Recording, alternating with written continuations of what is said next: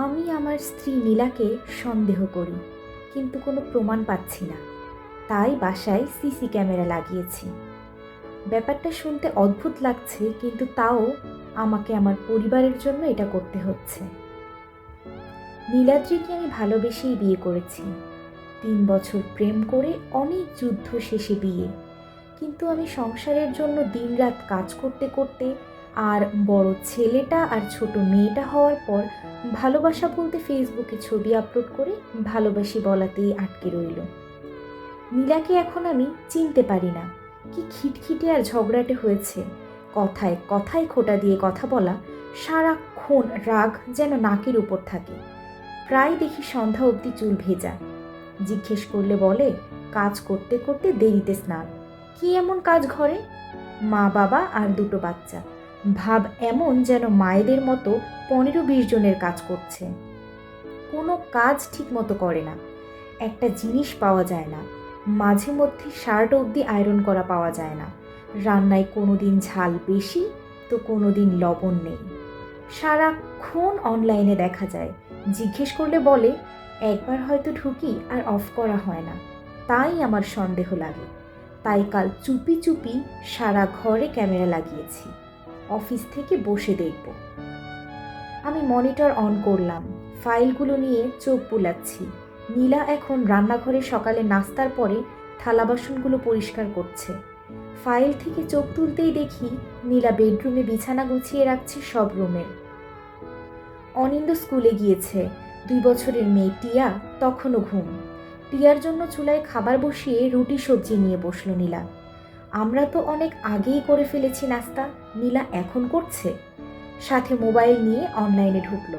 আমি এবার নড়ে চড়ে বসলাম। এইবার বুঝি ধরা খেয়ে গেল। রুটি কিছুটা মুখে দেওয়ার সাথে সাথে টিয়া উঠে গেল। টিয়ার কাছে গিয়ে ওকে অনেকক্ষণ আদর করে ঘুম থেকে তুলে নিল। টিভির সামনে বসিয়ে দিল। একবার ওর খাবারটা খাচ্ছে, আবার রান্নাঘরে টিয়ার খাবারটা রেডি করছে। টিয়াকে খাওয়াতে নিল। টিভি দেখছে, দৌড়াচ্ছে, কত কিছু করছে, কিন্তু তখনও অনলাইন দেখাচ্ছে নীলাকে। কিন্তু ও বাচ্চার পিছনেই ছুটছে। আমি কাজ করছি আর মনিটরে চোখ বুলাচ্ছি। মেয়ের খাবার শেষ হলো 1 ঘন্টায়। নীলা আমার কালকের শার্ট প্যান্ট, ছেলের ড্রেস, মেয়ের অনেকগুলো ছোট ছোট ড্রেস সব তুলছে। বাথরুমে নিয়ে সব সাবান পানিতে রেখে আবার রান্নাঘরে ঢুকলো। ফ্রিজ থেকে মাছ মাংস নামিয়ে মাকে বলল তরকারি কেটে দিতে। ভাত আর টিয়ার জন্য খিচুড়ি তুলে দিয়ে একটা কাপড় নিয়ে ঘরের সব ফার্নিচার পরিষ্কার করছে। তখনও অনলাইন শো করছিল নীলাকে। মোবাইলে চোখ গেলে এসে ডাটা অফ করে। কাজ করছে, আবার রান্নাঘরে গিয়ে আবার রান্না দেখছে। চুলায় একদিকে তরকারি দিল, খুব দ্রুত আবার পেঁয়াজ কেটে চুলায় দিচ্ছে, আবার মাংস কাটছে। তখন বাবা এসে বলল চা দাও তো একটু কড়া করে, আর একটু নাস্তা দাও। নীলা চুলায় তরকারি নাড়ছে, আবার বাবাকে খাবার দিচ্ছে। নীলা আবার ছুটছে টিয়ার পিছনে, ফল খাওয়াচ্ছে। এরপর বাথরুমে গিয়ে কাপড় সব ধুয়ে শুকাতে দিল। নীলা পুরো ভিজে গিয়েছে, কিন্তু স্নান করেনি। এত দ্রুত কাজ করছে কেন? নীলা রান্না শেষ করে সব গুছিয়ে ফেলেছে।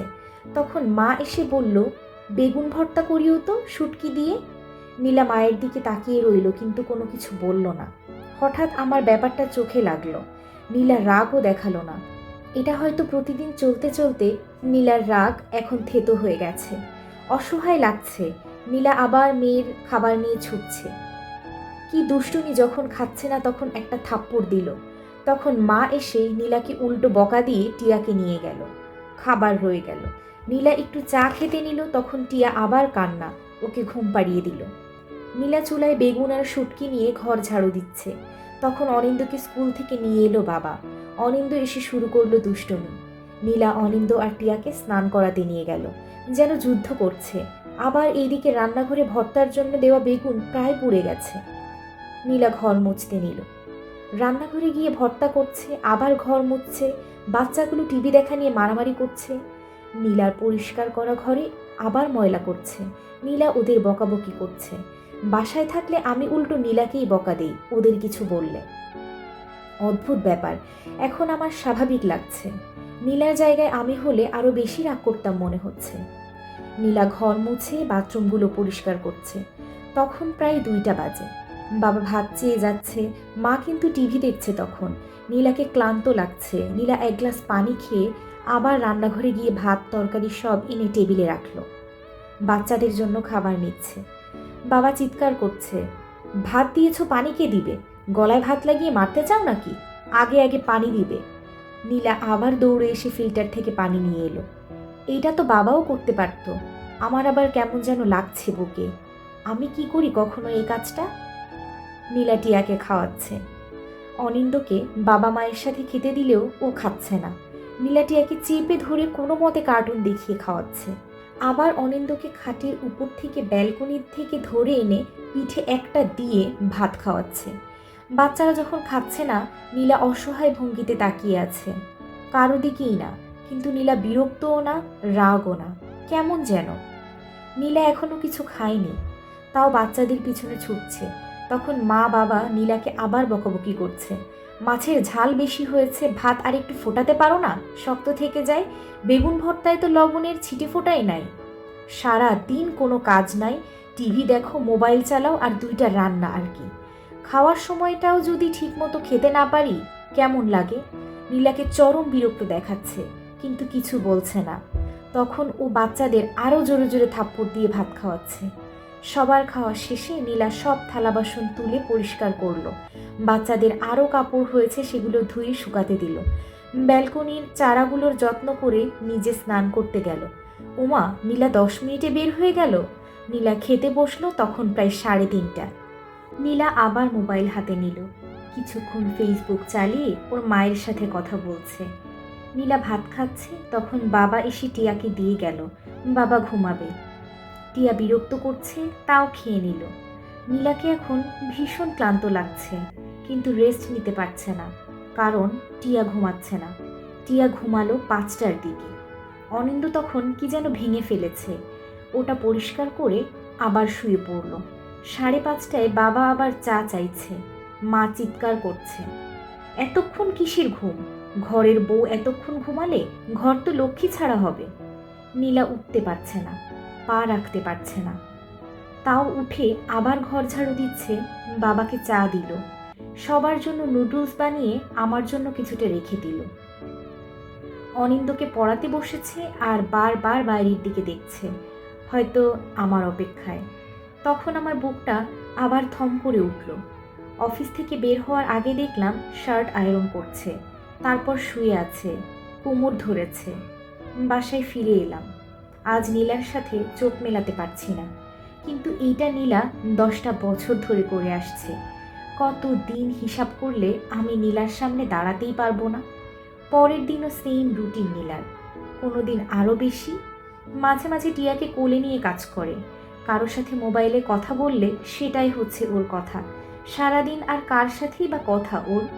আমিও তো দরকারি ছাড়া পাশে বসে কখন গল্প করেছি ভুলে গিয়েছি। এইভাবে 3-4 দিন দেখার পর নিজেকে ভীষণ অপরাধী লাগছে। কত আদরের মেয়ে ছিল নীলা। 10টায় ঘুম ঠেলে উঠে ভার্সিটিতে যেত। আমার সাথে দেখা করতে এলে কত সেজেগুজে আসতো, অনেক লম্বা চুল ছিল, যত্ন করত। আর এখন আমার ঘর, আমার সন্তানদের জন্য ওর কোনো শখ নেই আর। আর আমি ওকে ভালোবাসতেই ভুলে গেছি। তখন আমার কলিগ শফিক সাহেব এলো। ওনাকে বললাম, শফিক ভাই, আপনার মিসেস তো জব করে, ঘরের কাজ বাচ্চা আপনার মা বাবা কে দেখে? আমার মিসেস অনেক করে ভাই, সকালে উঠে রান্নাটা করে আসে। 2টা কাজের মেয়ে আছে, একটা বাচ্চা দেখে আর একটা ছোটা কাজ করে। মা বাবা অসুখ বিসুখ হলে ঝামেলায় পড়ি, নার্স আনতে হয়। বাচ্চাটার সবে স্কুলে দিয়েছি, তার জন্যও টিচার আছে। বেতন কেমন তাদের? ওরে বাবা, সেটা আর বলেন না ভাই। ছোটা বউয়ার বেতন 2,000 টাকা, পার্মানেন্টটা 5,000 টাকা, টিচার 3,000 টাকা, নার্স আনলে তো ডেইলি 1200 টাকা। আপনার তো ভাই সেসব খরচ নেই, সব একা মিসেসই করে ফেলেন। আর আমরা ছুটির দিন প্রায় ঘুরতে যাই। মিসেস সারা সপ্তাহ কাজ করে উইকেন্ডে রিল্যাক্স চায়, সেটাও একটা খরচ। তারপর ভাই মেয়েদের ধন্যবাদ দিতেই হয়। আমার মিসেস সারাদিন কাজ করে আবার ঘরের সব দিকে নজর। কাজের মেয়েটাকে আসলেই ধন্যবাদ এত কিছু সামলানোর জন্য। আমার নিজেকে এখন অপদার্থ মনে হচ্ছে। টাকা দিয়ে কাজ করানো কাজের মেয়েকেও ধন্যবাদ দেওয়া যায়, কিন্তু সব কিছু বিসর্জন দিয়ে সে এত বছর ধরে আমার সংসারে বিনা বেতনে কাজ করে যাচ্ছে, তাকে কখনো কি আমি ধন্যবাদ দিয়েছি একটা? এখন আমি টুকটাক কাজ করে দেই নীলাকে, নিজের কাপড় নিজেই ধুয়ে ফেলি। নীলাকে বলি, আগে তো কত সেজে থাকতে, যত্ন করতে, এখন করো না কেন? আগে তো দেখার মানুষ ছিল, এখন আছে নাকি? আমাকে বলো কি কি লাগবে তোমার, এনে দেব। নীলা ভ্রু কুঁচকে তাকায়, আবার মিষ্টি হাসে। খাওয়া দাওয়ার আগে টেবিলটা ঠিক করে রাখি, পানি নিয়ে রাখি, মাঝে মধ্যে ফার্নিচারগুলো আমিই মুছে রাখি। খাওয়া শেষে নীলা যখন থালা বাসন পরিষ্কার করে, আমি তখন টেবিলটা গুছিয়ে ফেলি। নীলাকে বলেছি, তোমাকে আর আয়রন করতে হবে না, ছুটির দিনে আমি দোকানে দিয়ে আসব। টাকা? সপ্তাহে 6টা শার্ট আয়রন করতে যত টাকা লাগবে তত টাকার তো আমি একবারে চা নাস্তাই খেয়ে ফেলি। খেয়াল করলাম আমার ছোট্ট ছোট্ট কাজে নীলার কাজের অর্ধেকটা কমে গিয়েছে। নিজের যত্ন করে, এখন অত রাগারাগিও করে না। আমি ফোন দিয়ে তাড়াতাড়ি খেয়ে নিতে বলি। এইটা করতে আমার সময় ব্যয় হয় না, কিন্তু নীলাকে দেখি আয়নার সামনে গিয়ে একটু হাসে, তখন আমার বুকের ধরা ভাবটা একটু কাটে। কেন ক্যামেরা লাগিয়েছিলাম নিজেই ভুলে গেছি। এত কিছুর মধ্যে আমি নীলাকে কত সময় দিয়েছি? যা সন্দেহ করেছি তা যদি ঠিকও হতো, দোষটা কি আমার হতো না? আরেক ছুটির দিনে সব ক্যামেরা খুলে ফেলি, নীলাকে সব বলি। নীলা বলে, কি পেলে তো? তোমাকে খুঁজে পেলাম আবার, আমার ঘরের বউ আর বাচ্চার মা নয়, নীলা হিসেবে পেলাম তোমায়। ধন্যবাদ নীলা তোমাকে।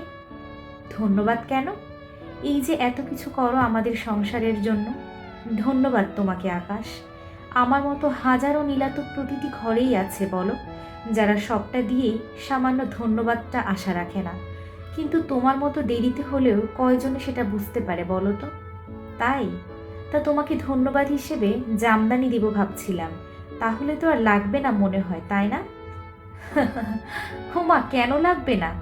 আর আমি তোমাকে ধন্যবাদ হিসেবে তিতা করলার রস খাওয়াবো কাল থেকে, তোমার পেট বেড়ে যাচ্ছে। নীলা তখন উচ্চ স্বরে হেসে উঠল, ঠিক আগের প্রেমিকার মতো। ও তো প্রেমিকাই রয়ে গেছে, শুধু আমি প্রেমিক হতে ভুলে গেছি। নীলা হাসছে, তার সাথে হাসছে ঘরের দেওয়ালটা। ছবির ফ্রেমটা দেখি দুলে দুলে হাসছে। বারান্দার সিল্কের পর্দাটা খুব জোরে বাতাসে দুলছে। বারান্দার নয়নতারা ফুলের গাছটা হাওয়ার ঝোঁকে হাসছে নীলার হাসির সাথে।